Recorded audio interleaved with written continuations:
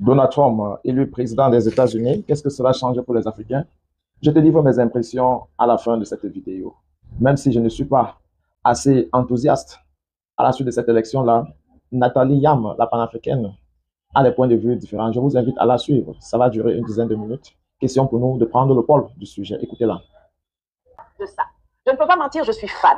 Mais sur une note plus sérieuse, il faut que je vous dise ce que le retour de Donald J. Trump à la Maison-Blanche en janvier 2025 signifie pour l'Afrique. Alors, asseyez-vous, président, chef d'État et de gouvernement y compris, et let's go!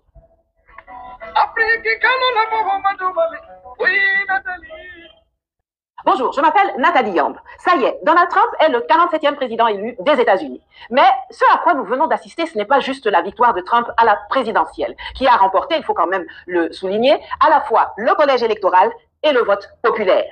Les républicains gagnent également la majorité du Sénat et de la Chambre des représentants, ce qui s'ajoute à celle qu'ils ont déjà à la Cour suprême.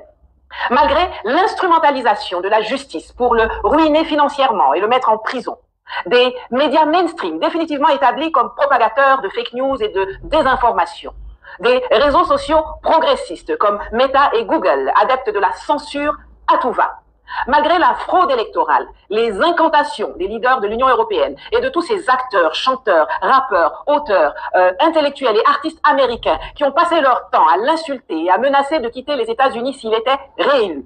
Et malgré les tentatives d'assassinat, Donald Trump revient aux affaires, avec cette fois dans ses bagages des gens comme Elon Musk, Robert Kennedy Jr., Vivek Ramaswamy, Tulsa Gabbard, J.D. Vance, etc. On va enfin avoir un break avec le wokisme, le transgenrisme, l'institutionnalisation des déviances en tout genre, la dictature du climat et surtout, on va avoir un break dans la relation transatlantique et les imbécilités nuisibles de l'OTAN et de l'Union européenne. Aujourd'hui, nous avons face à nous une Europe désorientée, un esclave de maison qui est abandonné en plein vol par son maître bien-aimé américain. Aujourd'hui, oui, on va pouvoir faire le match entre esclaves de maison contre esclaves des champs, sans que toutes les armes et tous les atouts ne soient dans un seul camp. Pendant que Trump s'occupe de Make America Great Again, de gérer les migrants illégaux et de démonter les fondements de l'État profond américain qui a voulu sa peau, on a une fenêtre d'opportunité de 4 ans pour nous débarrasser de ces parasites européens et reprendre en main nos plantations, nos économies, nos pays, notre continent. On a raté l'occasion la première fois, lors de la première présidence de Trump. Espérons que cette fois, grâce au travail d'éveil et de conscientisation qu'on a fourni, même les ronfleurs au fond de la classe seront réveillés. Tous ceux qui sont à la recherche de l'amour dans les relations internationales, fichez le camp. Donald Trump ne nous aime pas, tout comme Vladimir Poutine ne nous aime pas, Xi Jinping ne nous aime pas, Emmanuel Macron ne nous aime pas. C'est normal. Ce ne sont pas des Africains, ce n'est pas leur rôle de nous aimer. Certains parmi eux nous respectent, d'autres nous ignorent et d'autres enfin nous méprisent. Certains nous considèrent comme des partenaires et d'autres nous considèrent comme leur propriété. C'est nous-mêmes qui devons nous aimer. C'est nous-mêmes qui devons apprendre à faire le distinguo et à nouer des partenariats et des alliances stratégiques avec ceux qui ne nous méprisent pas et qui ne nous considèrent pas comme leur chose, leur propriété. Et les 4 prochaines années, dont les 2 premières avant les élections de mi-mandat aux États-Unis, sont les plus propices pour cela. C'est en 2025 et 2026 qu'il faut rapatrier et constituer nos réserves d'or, sortir du franc CFA, lancer la nouvelle monnaie de l'AES, dégager les dernières bases militaires françaises d'Afrique. Je m'adresse ici tout spécialement à Mahama Idriss Déby du Tchad et à Ismaël Omar Guelleh de Djibouti, mais également au Sénégal, au Gabon et même à la Côte d'Ivoire, même si pour elle, il y a vraiment peu d'espoir vu qu'entre Ouattara et Thiam, c'est toujours la France-Afrique qui est positionnée avec plus de force et de vigueur d'ailleurs dans l'option Thiam. C'est en 2025 et 2026 au plus tard qu'il faut dénoncer tous les contrats léonins, auditer les traités, sortir de la Cour pénale internationale, écrabouiller impitoyablement tous les terroristes et leurs complices locaux et dégager les pantins à la tête de nos États.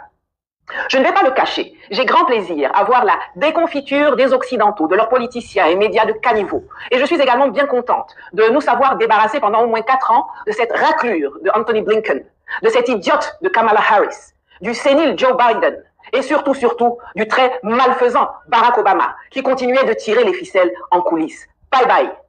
Mais entendons-nous bien, et c'est ce que je veux que vous reteniez de ma chronique aujourd'hui. Les ancêtres ont fait leur part en permettant un alignement des planètes, dont le dernier maillon en date est l'élection de Donald Trump.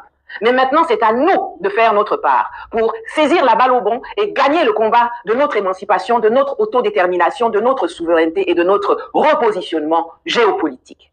Et pour ça, il faut que nous ayons des chefs d'État patriotes, intelligents, stratèges, vifs et courageux pour tirer bénéfice de la situation.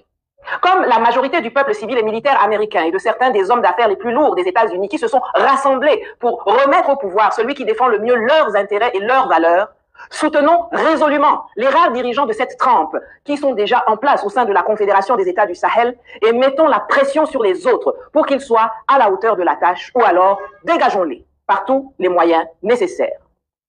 Le temps ne joue pas pour nous, il joue contre nous. Comme je vous l'ai déjà dit dans de précédentes vidéos, le moment viendra où ceux qui sont en palabre aujourd'hui se réconcilieront. Et lorsqu'ils s'assiéront à la table des négociations, et vous pouvez être sûr qu'en ce qui concerne l'Ukraine, le conflit va se terminer plutôt rapidement avec Trump à la Maison-Blanche, il ne faut pas que nous soyons au menu d'un redécoupage de gâteaux et de zones d'influence, car, pour ceux qui ne le savent pas, la Russie serait prête à s'entendre avec les Occidentaux si on revient aux dispositions de la conférence de Yalta. Mais il faut que nous soyons dans la salle, assis à la table des pourparlers, forts de notre souveraineté et de notre puissance économique reconquise, pour négocier l'architecture d'un monde multipolaire où l'Afrique aura sa place de choix, de par ses ressources, sa démographie, sa géographie et sa puissance industrielle et militaire en construction, et où les intérêts des Africains seront énoncés et défendus par nous-mêmes. Voilà, c'était tout pour aujourd'hui. Comme d'habitude, n'oubliez pas de vous abonner, de liker, de partager le lien de cette vidéo pour combattre l'algorithme qui veut nous invisibiliser et aussi de contribuer financièrement à ma cagnotte dont le lien s'affiche quelque part à l'écran ou en cliquant sur le bouton merci en dessous de la vidéo sur YouTube pour me permettre de continuer à produire du contenu d'éveil comme celui-ci. L'Afrique souveraine et forte ou la mort, nous vaincrons. L'Afrique souveraine et libre ou la mort, nous vaincrons. Faire un tel discours sans parler du président de la République, Paul Biya, c'est un choix et cela fait partie des techniques de communication. Elle réussit quand même à citer le président Déby, le président de Djibouti pour la France-Afrique et refuse délibérément de citer le président Paul Biya qui vient de célébrer 42 ans de pouvoir. Là n'est surtout pas l'enjeu de cette critique ou alors de ces commentaires. De quoi est-ce qu'il est question? Nathalie Liam est largement positionnée en faveur de Donald Trump. Et ses raisons sont claires. Elle est anti-OTAN. Et de ce point de vue-là, tout ce qui est anti-OTAN, eh bien, l'intéresse. Et nous savons la position de Donald Trump qui veut make America great again. 4 ans, c'est reparti. On ne peut pas aimer l'Amérique plus que les Américains. Mais on a tout de même la chance aujourd'hui d'avoir un président qui, en se concentrant sur son pays, doit obliger les autres Africains qui avaient la destination pour l'Amérique de voir comment ils vont faire, soit pour aller ailleurs ou alors pour rester développer l'Afrique. Après son premier mandat, c'est ce que j'ai retenu et il me semble que ma position n'a pas beaucoup changé jusqu'à maintenant.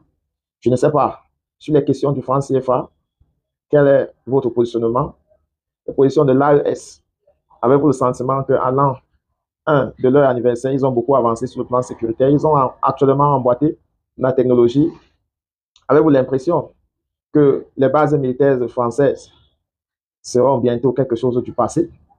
Est-ce que vous pensez que le Sénégal, le Gabon sont prêts à arrêter leurs relations avec la France?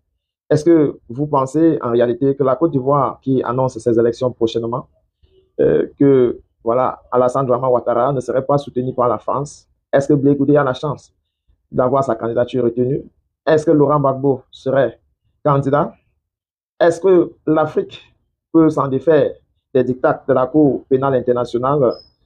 C'est autant de questions qu'il n'y a que les Africains pour se libérer. Si je devais en citer le professeur Maurice Kamto, qui n'a eu de cesse à appeler les Camerounais à chercher à se libérer avant de s'intéresser aux autres parts du monde.